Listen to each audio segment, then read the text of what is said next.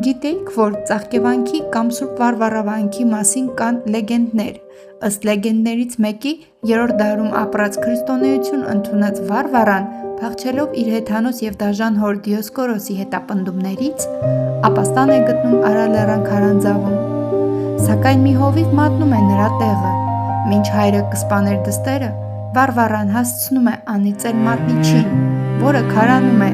և խնդրել Աստծուն, որ իր անվամբ բժշկվեն ծաղկախտով նույն ինքը ջրծաղիկ և այլ հիվանդություններով տառապող երեխաները։ Մատուռի ներսում ժայռի ճեղքերից մշտապես ջուր է կաթում։ Ուխտավորները հավատում են, որ դրանք կույս Վարվառայի արցունքներն են, որոնք հոսում են դարեր շարունակ։ Գիտնականները պարզել են, որ ժայռից կաթածող ջուրն ունի ցինկի բարձր պարունակություն։ Ցինկը հայտնի է իր հակաբորբոքային հատկություններով, ինչն էլ օբյեկտիվորեն օգնում է տեսողությանը և մաշկային խնդիրների բուժմանը։